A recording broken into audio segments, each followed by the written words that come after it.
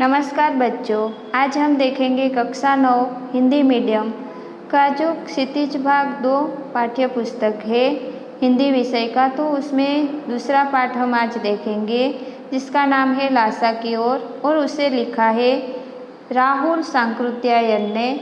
तो सबसे पहले हम राहुल सांकृत्यायन का परिचय देखते हैं कि राहुल सांकृत्यायन का जन्म सन 1893 में उनके ननिहाल गांव पंदहा, जिला आजमगढ़, उत्तर प्रदेश में हुआ। उनका पैतृक गांव कनेला था। उनका मूल नाम केदार पांडेय था। उनकी शिक्षा काशी, आगरा और लाहौर में हुई। सन 1930 में उन्होंने श्रीलंका जाकर बौद्ध धर्म ग्रहण कर लिया।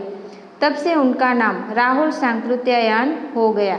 राहुल जी पाली, प्राकृत, अभ्रंश, तिब्बती, चीनी, जापानी, रूसी सहित अनेक भाषाओं के जानकार थे।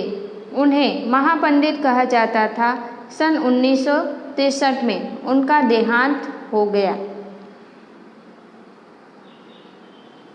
राहुल सांकृत्यायन ने उपन्यास, कहानी, आत्मकथा, यात्रावृत्त, जीवनी, आलोचना, शोध आदि अनेक विधाओं में साहित्य सृजन किया।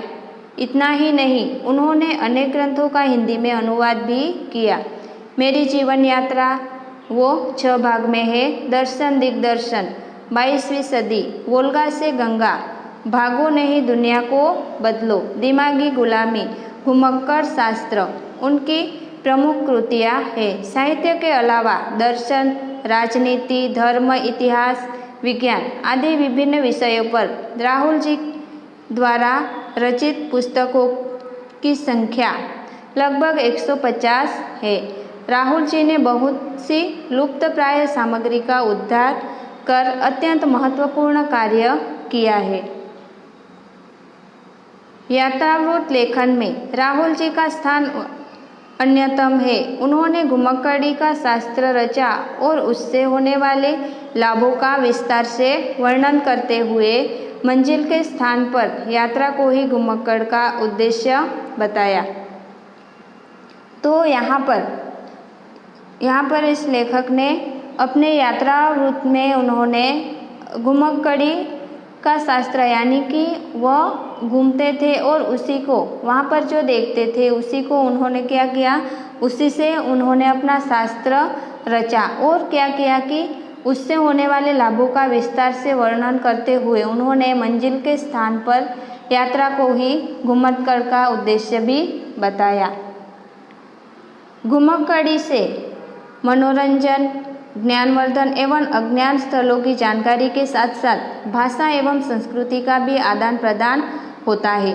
राहुल जी ने विभिन्न स्थानों के भौगोलिक वर्णन के अतिरिक्त वहाँ के जनजीवन की सुंदर झांकी प्रस्तुत की है कि उन्होंने घुमक्कड़ी के दौरान जो भी देखा उसमें से उन्होंने क्या किया कि भाषा एवं संस्कृति उन्होंने उनका आदान प्रदान किया और विभिन्न स्थानों के भौगोलिक वर्णन के अतिरिक्त उन्होंने वहाँ के जनजीवन की सुंदर झांकी प्रस्तुत की है उन्होंने अपने लेखन में।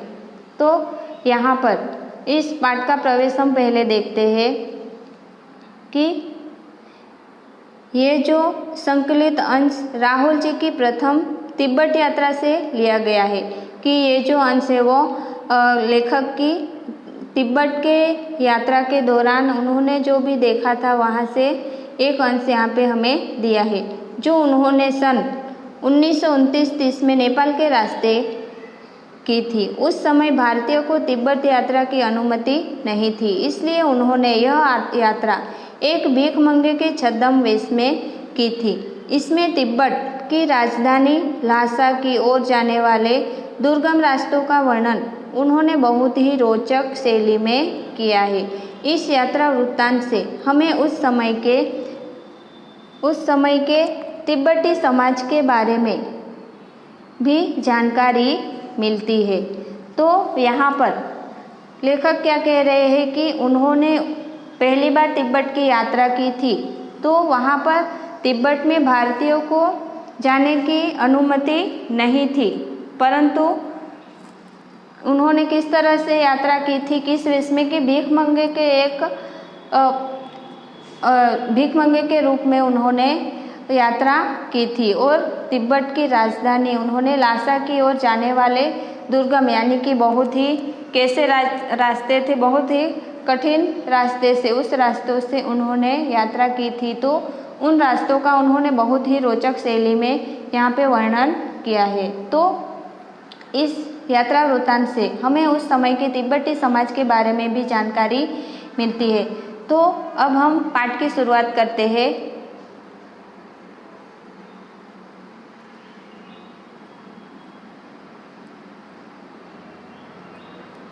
वह नेपाल से तिब्बत जाने का मुख्य रास्ता है। फरी कलिंगपोर्ट का रास्ता जब नहीं खुला था तो नेपाल ही नहीं हिंदुस्तान की भी चीज़ें इसी रास्ते तिब्बत जाया करती थी कि वो नेपाल जाने का मुख्य रास्ता था। तो इसी जगह से उन्होंने अपनी जो यात्रा है उसकी शुरुआत की कि नेपाल ही नहीं हिंदुस्तान की भी जो चीज़ें यहाँ से वहाँ जाती थी वो वहीं से हमारे यहाँ भी आया जाया करती थी। यह व्यापारी की नहीं सैनिक रास्ता भी था कि यह रास्ता व्यापार के लिए नहीं पर कैसा था, सैनिकों के लिए भी ये रास्ता था। इसीलिए जगह जगह फौजी चौकियाँ और किले बने हुए हैं कि इसीलिए वहाँ पर रास्ते में थोड़े थोड़े अंतर में फौजियों के और सैनिकों के लिए क्या बनाया है कि रहने के लिए वहाँ पर बनाया गया है किले, जिनमें कभी चीनी पलटन रहा करती थी कि वो वहाँ पे पहले कौन रहता था कि चीनी पलटन।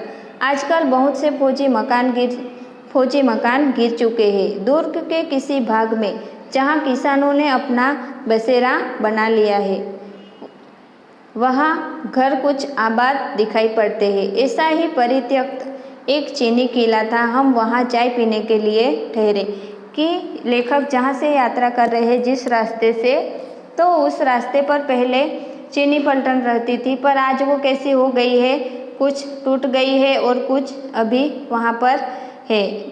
ऐसा ही एक परित्यक्त किला यानी कि जो त्याज दिया गया है, ऐसा एक चीनी किला है। वहाँ पर ये जो लेखक है वो चाय पीने के लिए ठहरते हैं। तिब्बत में यात्रियों के लिए बहुत सी तकलीफ़ें भी है और कुछ आराम की बातें भी। वहाँ जाति पाति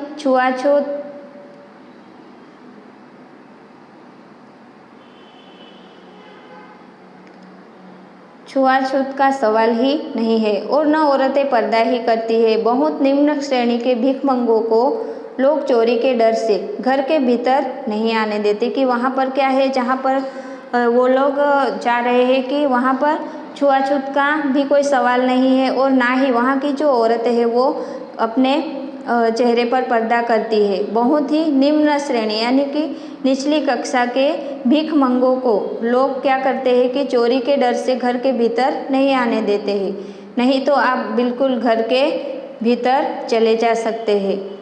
वहाँ पर आप कैसे भी कहीं भी जा सकते हैं, पर वहाँ पर सिर्फ डर किस बात का रहता है कि लोग वहाँ पर चोर ज़्यादा रहते हैं, तो चोरी के डर से लोग भीतर नहीं आने देते हैं, वरना तो आप बिल्कुल ही घर के भीतर भी जा सकते हो।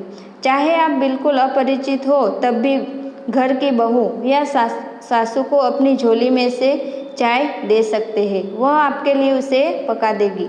कि अगर वहाँ आपको कुछ चाहिए तो वहाँ की जो औरतें होती है कि बहू हो या सास हो, वो कोई भी आप किसी को भी बोल सकते हो और अपनी चीज़ें देकर उन्हें आपके लिए आप खाना भी पकवा सकते हो या चाय भी बनवा सकते हो। मक्खन और सोडा नमक दे दीजिए। वह चाय चौड़ी में कूट कर उसे दूध वाली चाय के रंग की बना के मिट्टी की टोटीदार बर्तन की।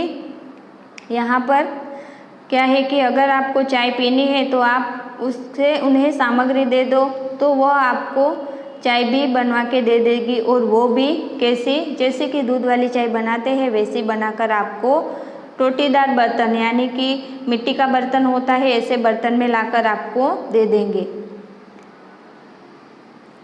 यदि बैठक की जगह चूल्हे से दूर है और आपको डर है कि सारा मक्खन आपकी चाय में नहीं पड़ेगा तो आप खुद जाकर चौड़ी में चाय मथ कर ला सकते हैं कि अगर आपने उन्हें चाय बनाने के लिए सामग्री दी है और आपको शायद ऐसा लगे कि ये पूरा मक्खन हमारी चाय में नहीं डालेंगे, ऐसा डर है, तो आप वहाँ जाकर खुद जाकर उसके रसोई घर में जहाँ पर वह चाय बनाते हैं तो वहाँ पर जाकर आप खुद भी बना सकते हो।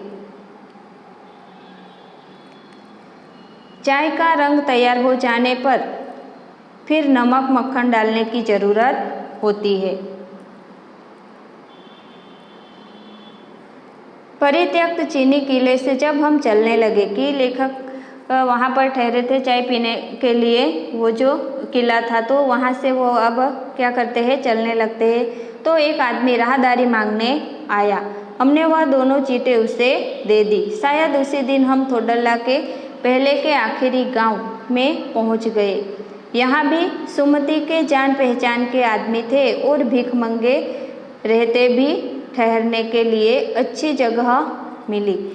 कि आगे वो क्या करते हैं कि लेखक के साथ जो अन्य साथी है तो वो क्या करते हैं कि जाने के लिए निकलते हैं। तो एक जो आदमी है वो राहदारी मांगने के लिए आता है और उन्हें वो दोनों चीटें दे देते हैं और इसी दिन वो थोडला के पहले आखिरी गांव में पहुंच गए। और यहाँ उनके जो साथी है सुमति, तो उनके जान पहचान वाले आदमी थे और भीख मंगे के वेश में है, फिर भी उन्हें रहने के लिए अच्छी जगह मिल जाती है।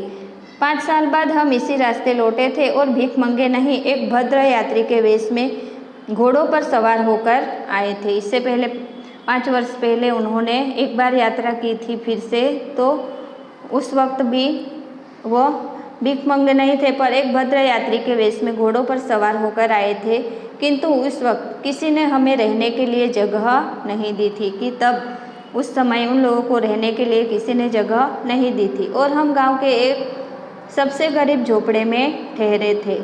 बहुत कुछ लोगों की उस वक्त की मनोवृत्ति पर ही निर्भर है। खासकर शाम के वक्त छठ पीकर बहुत कम होश हवास को दुरुस्त रखते हैं। यहाँ पर क्या कहते हैं कि उन्होंने वह उस समय एक गरीब झोपड़े में ठहरे थे और बहुत ही लोग उस वक्त उनकी मनोवृत्ति पर निर्भर था कि वो आपको वहाँ पे रुकने देंगे या नहीं, कि जो जैसा सोचता है वैसे ही उसकी सोच होती है। तो वह उन्हें उस वक्त किसी ने नहीं रखा था, तो एक गरीब झोपड़ी में रहते हैं। अब हमें सबसे विकट डांडा थोडला पार करना था। कि डांडा यानी क्या, कि सबसे ऊंची जो जमीन होती है, ऊंचाई का जो स्तर होता है, वह उन्हें पार करना था। डांडा तिब्बत में सबसे खतरे की जगह है। 16-17 हजार फीट की ऊंचाई होने के कारण उनके दोनों तरफ मीलों तक कोई गांव गिराव नहीं होता। कि उनकी ऊंचाई बहुत है कि 16-17 हजार फीट है, तो उनके कारण उनके दोनों तरफ कई मीलों तक कोई भी गांव नहीं है। नदियों के मोड़ और पहाड़ों के कोनों के कारण बहुत दूर तक आदमी को देखा नहीं जा सकता। कि वहाँ पर कैसी जगह है कि नदियों के मोड़ है और पहाड़ों के कोने हैं, तो इसी कारण वहाँ पर दूर तक कोई आदमी को हम देख नहीं सकते हैं।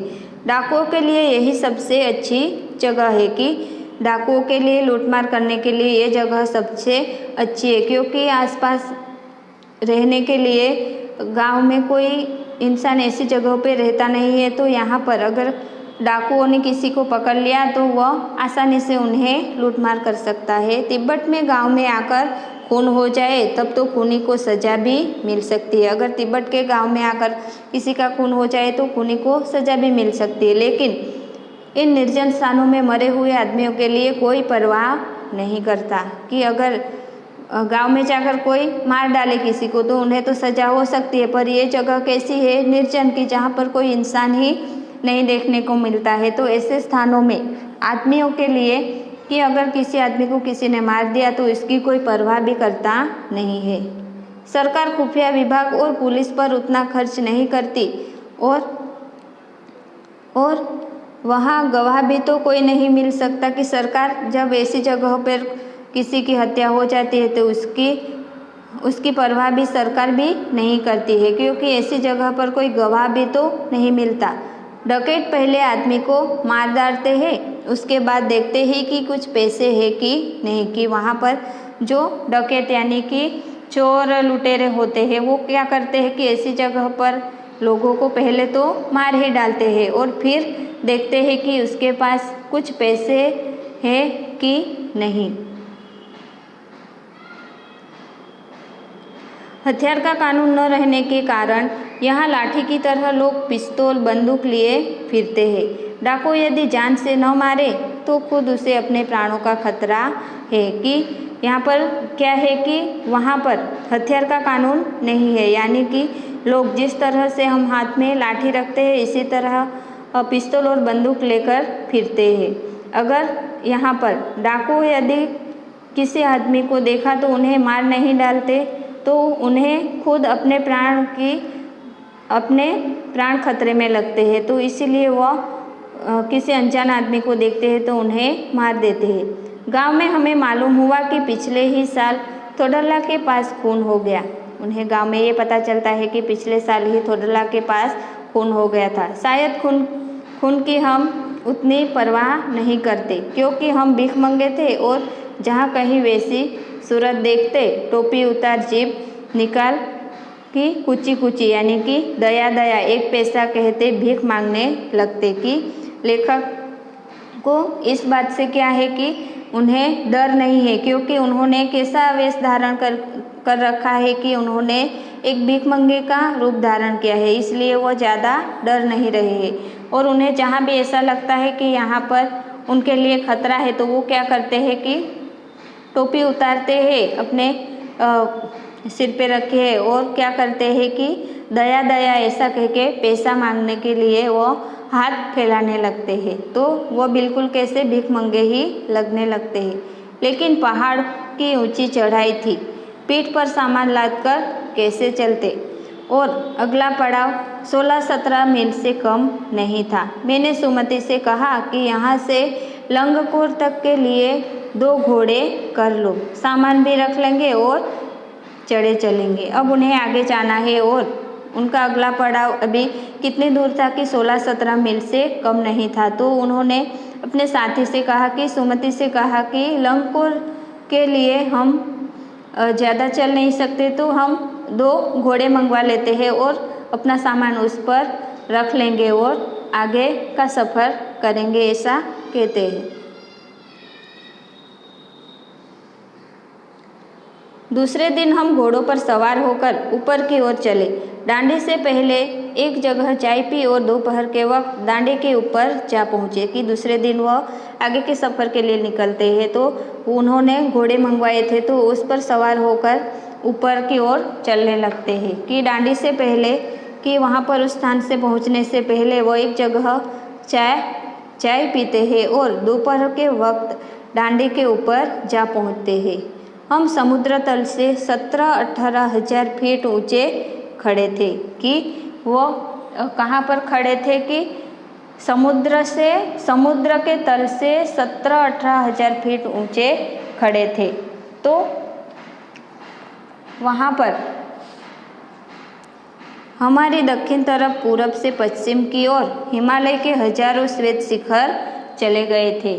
तो उन्होंने वो रास्ता काटा तो उन्होंने कितना सारा सफ़र कर लिया था कि हिमालय से दक्षिण यानी कि दक्षिण और पूरब से पश्चिम की ओर से उन्होंने क्या किया था कि वो श्वेत शिखर चले गए थे।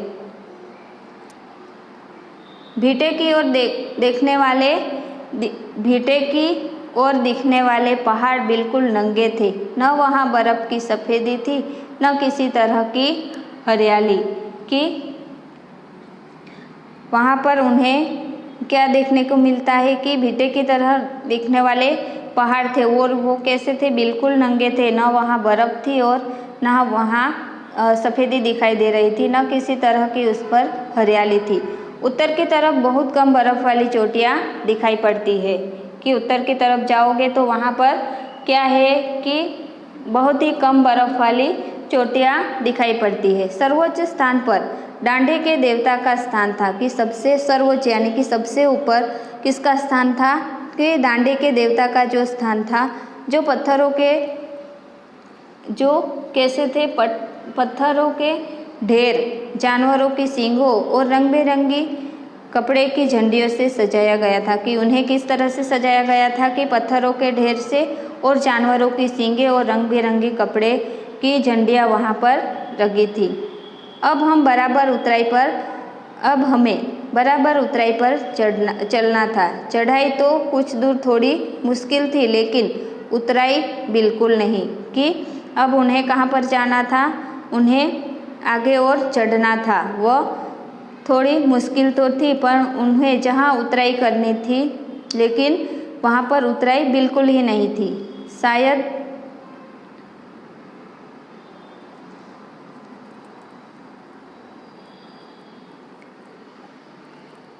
शायद दो एक सवार साथी हमारे साथ चल रहे थे कि ज़्यादा लोग नहीं थे, दूसरे एक दो और सवार थे जो उनके साथ चल रहे थे। मेरा घोड़ा कुछ धीमे चलने लगा।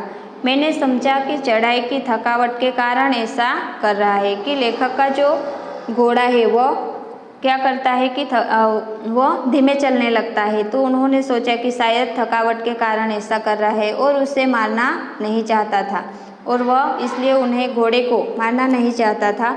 धीरे धीरे वह बहुत पिछड़ गया कि धीरे चलने लगा, इसलिए वह पीछे छूट जाता है। और मैं दान की वस्तु की तरह अपने घोड़े पर झूमता हुआ चला जा रहा था कि यहाँ पर जो लेखक है वो उनका जो घोड़ा है वह जिस घोड़े पर बैठे हैं तो उस घोड़े की चाल कैसी हो गई है, धीमी हो गई है। तो वह क्या होता है कि वह पीछे चला जाता है, पीछे रह जाता है। और दान की वस्तु यानी क्या कि स्पेनिश उपन्यासकार सार्वेंतेज की वो 17वीं शताब्दी के उपन्यास डॉन क्विक्सोट का नायक जो घोड़े पर चलता था, तो इसी तरह से ये धीमे धीमे चल रहा था।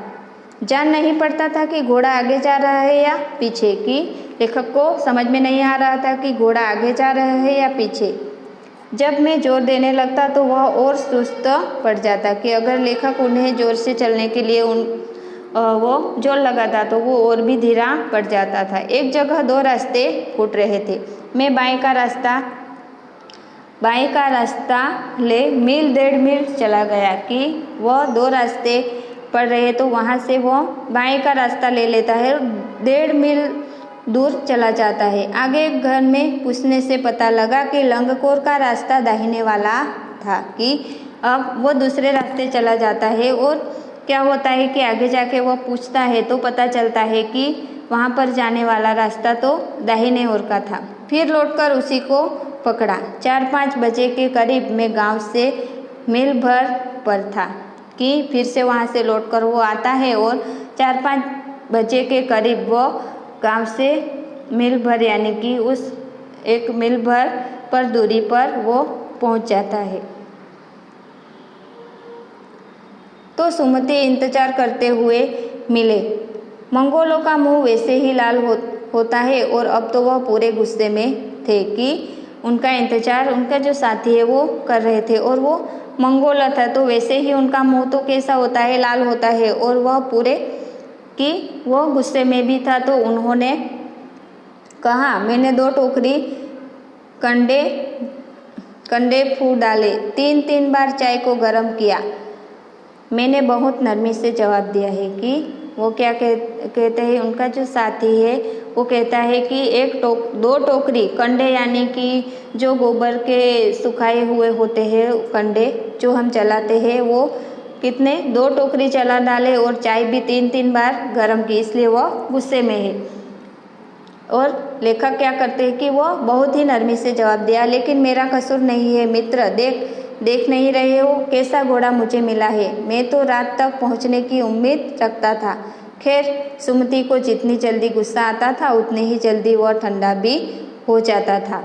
लंगकोर में वह एक अच्छी जगह पर ठहरे थे। यहाँ भी उनके अच्छे यजमान थे। पहले चाय सत्तू खाया गया, रात को गरम गरम थुपका मिला।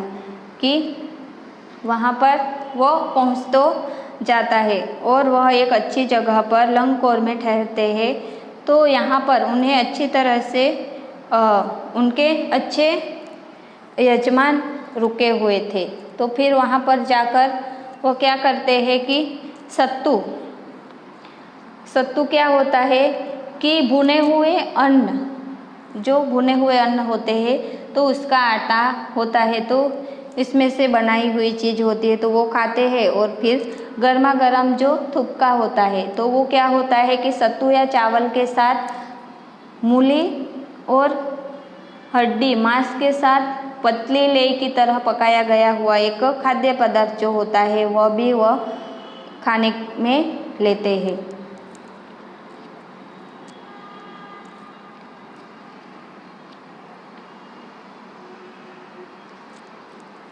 अब हम तिदरी के विशाल मैदान में थे कि अब वो कहाँ पहुँच जाते हैं, तिदरी जो स्थान है वहाँ पर उसके मैदान में पहुँच जाते हैं, जो पहाड़ों से घिरा टापू सा मालूम होता था। और वो जगह कैसी है कि पहाड़ों से चारों ओर से घिरा हुआ एक टापू सा मालूम होता था, जिसमें दूर एक छोटी सी पहाड़ी मैदान के भीतर दिखाई पड़ती है।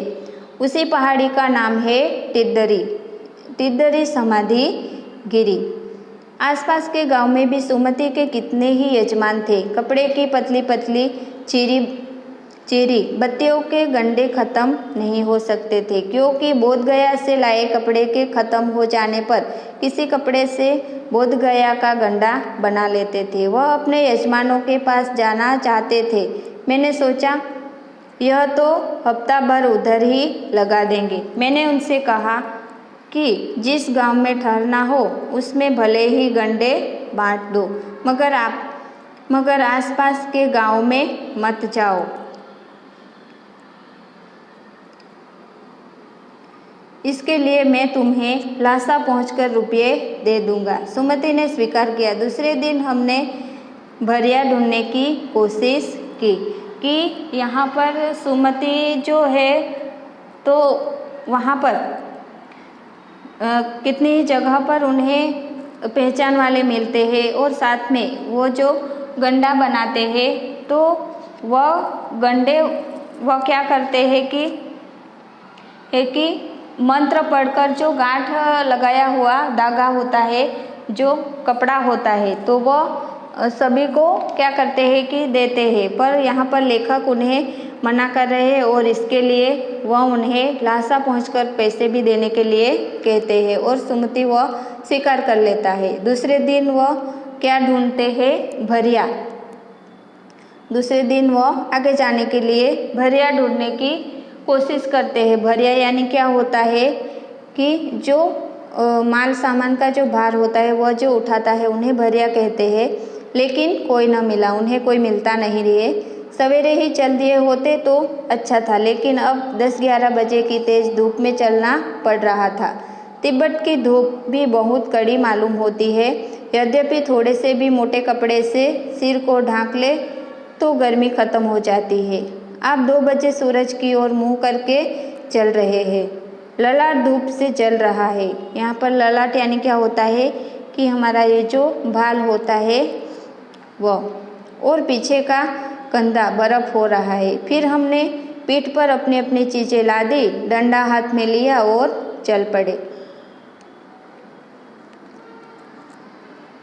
यद्यपि सुमति के परिचित तिदरी में भी थे, लेकिन वह एक और यजमान से मिलना चाहते थे। इसलिए आदमी मिलने का बहाना कर शेखर विहार की ओर चलने के लिए कहा कि आगे वो अपना अपना सामान लाद कर क्या करते हैं कि हाथ में डंडा हाथ ले लेते हैं और चल पड़ते हैं। पर यहाँ पर क्या था कि वो सुमति के परिचित जो थे वो तिदरी में भी थे, तो वह यजमान से मिलना चाहते हैं, तो इसलिए आदमी मिलने का बहाना करके वो उस तरफ चलने के लिए कहता है। तिब्बत की जमीन बहुत अधिक छोटे बड़े जागीरदारों में बटी है।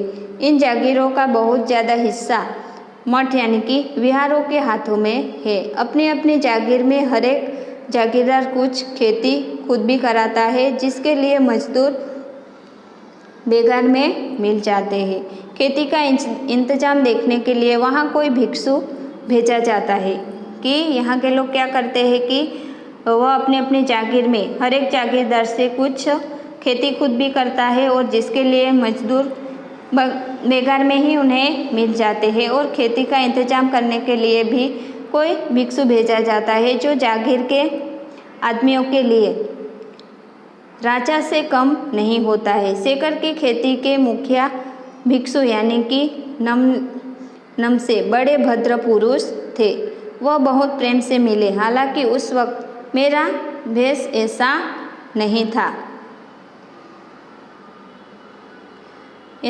था कि उन्हें कुछ भी ख्याल करना चाहिए था।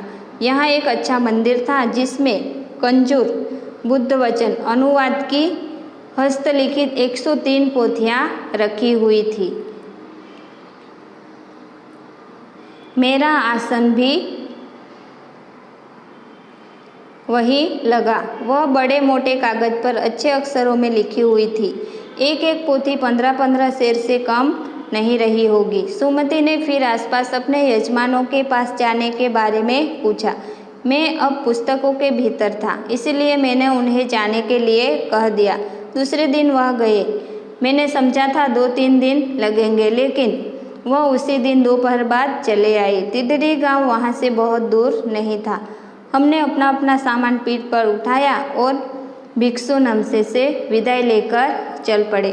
तो यहाँ पर इस तरीके से वो बाद में ये जो लेखक है वहाँ उन्हें क्या मिल जाता है कि वहाँ जो सब पुस्तकें थी वहाँ पर जाते थे और उन्हें वहाँ पर क्या किया कि वह अब पुस्तकों के भीतर यानी कि पुस्तक पढ़ने में व्यस्त हो जाते हैं और उन्हें क्या कहते हैं कि उन्हें जाने के लिए कह देते हैं। और दूसरे दिन वह गए तो उन्होंने समझा कि 2-3 दिन लगेंगे, लेकिन वह उसी दिन क्या करते हैं दोपहर के बाद चले जाते हैं। और तिदरी गाँव वहाँ से बहुत दूर नहीं था। और फिर क्या करते हैं कि वो अपना अपना सामान पीठ पर उठाकर भिक्षु यानी कि भिक्षु का रूप उन्होंने धारण किया था, उसी रूप में वह विदाई लेकर चल पड़ते हैं।